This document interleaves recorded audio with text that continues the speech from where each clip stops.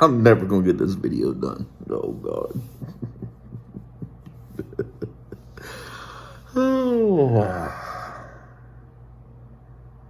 Lord have mercy.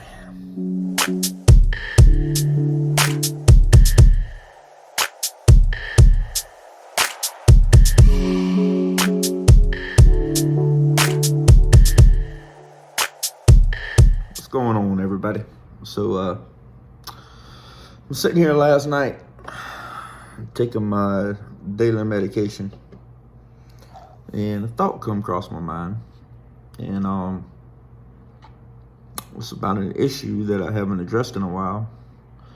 So I figured, what better time than now to do it? And that's talking about depression, anxiety, traveling, being a traveling, I guess you could still say I'm in the millwright field, but being a traveling millwright, and dealing with the depression and anxiety and all the roller coaster of emotions that come with it while traveling, while being away from my family, and the ways that I deal with it. So, sorry about that. As some of you know, some of you that's been with the channel for a while know, a little over a year and a half ago, I believe it is now, a little over a year and a half ago, I had I guess you'd call it a nervous breakdown. But been battling depression and anxiety for years. Always denied the fact because there was no way that I could have depression. There was no way I could have anxiety. I was the one everybody depended on to bring the money into the household, and I was the one that everybody around me depended on to help them with everything that they had going on. So I just kind of brushed it off as, just my way of dealing with things was anger, and just let it go with that. To give you a little backstory on this, not really a backstory, I would say, but pretty much it just about cost me everything. It about cost me my wife, it about cost me my kids. Come real close to causing my job. And for the first time in my life, I was actually thinking that suicide was the way to go, to get rid of it, to be a burden off of everybody. And I was at a very, very, very bad spot in a very low point in my life. But with the help of especially with the help of my wife was the biggest help of all. But with the help of my family, with some real good friends, a lot of counseling, a lot of therapy, 7 different medications, I'm back to somewhat of a normal life, which leads me into this video. These pills right here, they don't take care of it. The depression and the anxiety is still there. The chemical imbalance is still there. There's days that doesn't even bother me. Then there's days like when I was getting ready to go on this trip, one of the kids just like screamed right in my ear. It didn't set me off to the point to where I was like raging and hollering and all that crap, but I just kind of shut down, I guess you could say. And I was looking for something. I honestly don't remember what I was looking for, but I was in the kitchen looking for something. My wife come by and she was like, "Everything okay?" I was like, "Yeah, everything's perfect." It was just real short. She said that my hands were shaking real bad and everything. I told her, I just needed a minute to kind of back up and regroup and reset, I guess you could say. And that was it. 5-10 minutes later, I was out of it. So, I mean, it's not like it isn't there anymore, and it's not like the medication does it. I just find ways to deal with it. The anxiety portion is real bad now with traveling. It's the traffic. I got to figure the traffic. Getting to the airport, getting through TSA, getting on the plane, stopping at one airport, making a transition. Always try to give myself some time. If I got a layover, I usually try to fly nonstop. But if I do have a layover, then, you know, I try to give myself enough time to get across the airports. Most of the time that works out. There has been times, I think the worst time was in Atlanta. I had 45 minutes to get across the airport. Anybody that's been in Atlanta airport will tell you that is not an easy feat. But usually on your connecting flights, especially your smaller airport connecting flights, that gate will change 4, 5, 6, 7, hell, even 10 times on a 2-hour layover. So you might be at one end of the airport and it never fails. If you're at the end of that concourse, whenever they change that gate, it's going to be at the complete opposite side. So you got to book it. You got to truck it. You got to go. So, you know, you go through all that. Then you get to where you're going to land. You land. Most of these airports nowadays, you got to grab a shuttle to get to the rental car place to pick up the rental car. There's always some idiot at the rental car place that is fussing about the reservation, don't know how to do a reservation, so they screwed it up. Now this poor soul back there is trying to help them figure it out. Or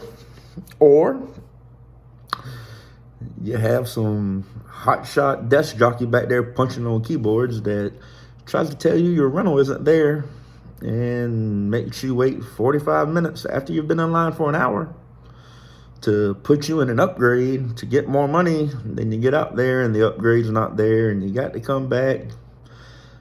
You get with another lady, you find out that your rental was there the whole time and this guy was just trying to get a little bit of money in his pocket. True story. It happened. It wasn't pretty. But deals like that, you know, to a normal person, yeah, it's nothing. To somebody like me, it's the end of the friggin' world. Just that little bit, that little 10, 15-minute hiccup will ruin my whole day. So now, we beat the traffic to the airport. We got through TSA. We got on the plane. Got our connecting flight done. We're in the rental. Now we got to find out where we're going. So, get in, we hit the GPS, find out what's going on. Lo and behold, it's rush hour traffic in the middle of Detroit, Michigan. I stress. Not pretty. Anyway, so you deal with all these idiots. You finally get to where you're going. You get to the motel. Get checked in. Get to your room. That's it. You're drained. I mean, it's just... But here's the great thing about it. Right now, I'm sitting in this hotel room. Talking to you on the camera. No TV on. No background noise. No nothing. I have time to sit here and to reflect. So, I got my medication. And I got me a bite to eat. I'm in the room. Now I got time. What I do, don't work for everybody, but what I do is I write down everything in the journal. Nobody reads it but me. It stays in my backpack all the time. But I write down everything. Try to recall the way I was feeling at the time. Try to find out what that trigger was. Try to figure out if there's a way that I can get around this trigger. Because let's face it, I'm back traveling again. I live out of a suitcase. Hotel to hotel, job to job, plane to plane. I'm gone for a week. I'm home for a week. I'm gone for 3 weeks. Home for 2 days. Gone for another 2 weeks. I never know. You know, I have a schedule, but that schedule is bound to change at any time. I was on my last job last week. 2 days before I was supposed to go to the job that I should have originally been at this week, all the plans got changed. So I'm actually on the opposite side of the United States to where I was supposed to be. But there again, to a normal person, it's nothing. To me, to someone dealing with the anxiety, dealing with all the, there's so many levels of depression. I could get into that and talk about that for hours, but I don't want this video to go long. But I'm just going to like touch on the anxiety section of that. My whole routine is screwed. Everything I've had planned out is screwed.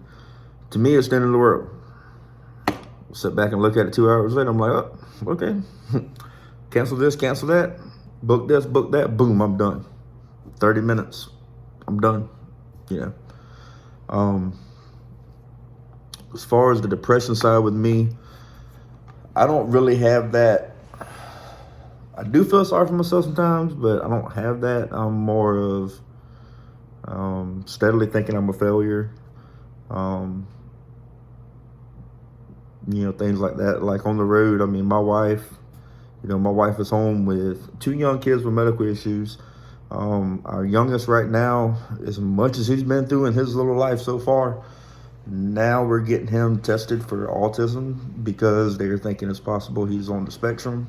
So now I'm sitting here thinking about that, thinking about the bind that I've put my wife in, with her being basically a working mom and trying to do the daddy and the mommy role while I'm out of town. So, there's always that I'm sitting back thinking, did I really make the right decision? Did I do this? Did I do that?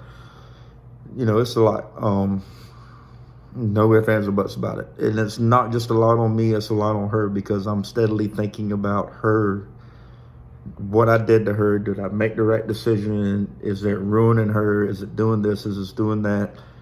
She steadily reassures me that, this is a move, this is a decision that we made together, which we did. We talked about this for weeks and weeks and weeks before I decided to take this job.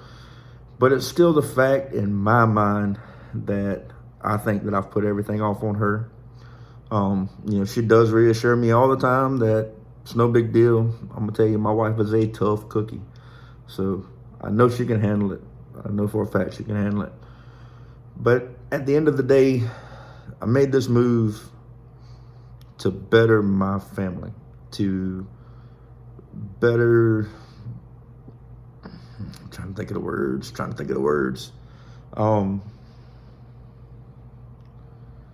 to make sure we're financially taken care of. At the end of the day, yeah, that's not all that matters. Money's not all that matters, but at the same time, I'm doing this for my family, doing something I love to begin with, which has helped me a million times more than any medicine, therapy, or anything can. Actually being back in the job that I love, doing what I love, has helped me a lot. But it's still the fact, that, it's that reassurance that I really yearn for, to make sure this was the right decision for me and my family, which in the long run it will be. Yes, there's sacrifices right now, but in the long run, it's going to be worth it for me and my family. And at the end of the day, my wife and my 4 kids, that's all I care about. So if me getting out here, living at a hotel for a week or 2, going back home, seeing the smile on my wife and kids' face, I actually, when I get home now, with my wife and kids, instead of running around freaking out because this person needs me to do that, that person needs me to do that, this person needs me to do that, that person needs me to do that. And all this has to be done on the few days I have off that I should have been spending with my family to begin with, where I was out running, taking care of everybody else, doing everything for everybody else, and neglecting my family. Now that I'm on the road, when I get home, it's me and my family. It's me, my wife, and my 4 kids. And that's all that matters to me. I know it sounds mean, I know it sounds harsh, but hey, you want to see me, you want to see my kids, you want to see my family, come to the house. I'm home spending time with my kids. That in itself, once I finally told myself, hey, this is the way it's going to be, that lifted a lot of this anxiety off of me. That lifted a lot of this, not necessarily woe is me, but the doubt in my mind, helped a lot. Now, I will tell you, when I'm gone for that 3 or 4 week span, that last week, it's hell. That's the only way I can say it. I can't change the words. I can't find another word to put it in. It's hell. Really get to missing my wife, get to missing my kids. It gets rough about that 3rd or 4th week. But at the same time, as rough as it gets, there again, I'm in that journal and I'm writing all this down. I can go back and look at it. And every trip that I'm at so far, everywhere I've been, at the end of every paragraph that I write in that journal, X amount of days till I get home to my wife and kids. I can go back and read that, and it helps a lot.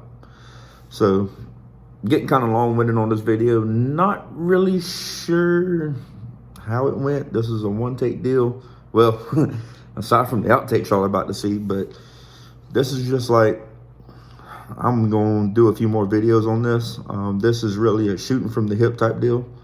I really want to write down a lot of points and everything that I want to do, but I wanted to do this video to see if I could get through it. So there's definitely going to be more. I can't tell you how many episodes, but the next few videos from Junkyard will probably be about this situation and bringing light to it. I've actually talked about this on Miss SOT Metalworks a good bit. Talked to my wife about it too, and you know, both of them are pretty much for it. You know, that it'll be good because, like, you know, Jamie told me whenever me and Jamie were talking about it, Miss SOT, she's like, you know, maybe somebody else out there that it'll get to. So I hope it helps somebody. But y'all, I had a rough time. I had some squirrel moments getting this video started, so I'm about to put all those like right in a few seconds. But anyway.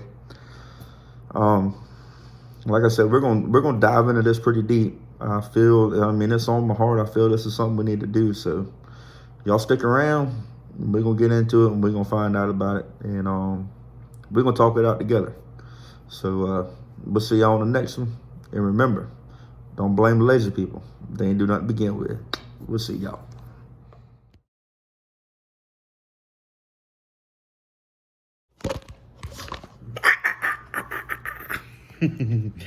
Take two. Is this any better? Lord have mercy. My lazy eye is getting worse. I'm never gonna get this video done. Oh God. Oh. Lord have mercy.